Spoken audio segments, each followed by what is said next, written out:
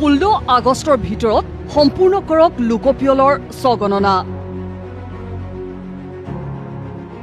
2 আগষ্টৰ পৰা ৰাজ্যত আৰম্ভ স্বগণনা পৰ্ব। se.census.gov.in পৰ্টেল যোগে দাখিল কৰিব লাগিব আপোনাৰ তথ্য। আপুনিও প্ৰত্যক্ষভাৱে জড়িত হওক লোকপিয়লৰ ডিজিটেল কাৰ্যসূচীত।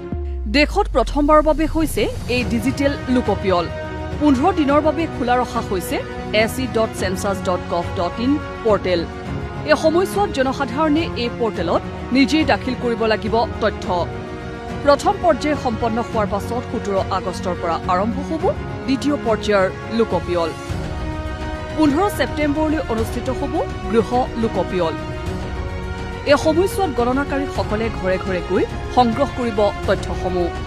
উল্লেখ্য যে সঠিক আৰু স্বচ্ছ তথ্য নিশ্চিত কৰাৰ বাবে প্ৰথমবাৰলৈ ব্যৱহাৰ কৰা হৈছে ডিজিটেল প্ৰযুক্তি।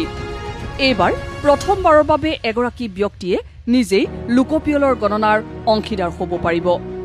অৱশ্যে স্বগণনা বাধ্যতামূলক নহয়। দেওবাৰে স্বগণনা সম্পন্নৰ অন্তত মুখ্যমন্ত্ৰী ডক্টৰ হিমন্ত বিশ্ব শৰ্মাই সকলোকে এই কাৰ্যসূচীৰ অংশীদাৰ হ'বলৈ আহ্বান জনায়। লোকপিয়ল হৈছে দেশৰ ভৱিষ্যত পৰিকল্পনাৰ ভিত্তি। আপোনালোকে প্ৰদান কৰা শুদ্ধ তথ্যই আগন্তুক সময়ত দেশৰ উন্নয়নৰ দিশ নিৰ্ধাৰণ কৰিব। সেয়েহে আহক আমি সকলোৱে মিলি আমাৰ ৰাষ্ট্ৰীয় দায়িত্ব পালন কৰি বিকশিত ভাৰত গঢ়াৰ সংকল্প সফল কৰি তুলিম। এই প্ৰক্ৰিয়া মতে প্ৰথম পৰ্যায়ত আপুনি কৰিব লাগিব প্ৰৱেশ আৰু প্ৰাৰম্ভিক পঞ্জীয়ন। দ্বিতীয়তে সত্যাপন আৰু অৱস্থান চিনাক্তকৰণ। তৃতীয়তে তথ্য প্ৰৱেশ আৰু চূড়ান্ত দাখিল।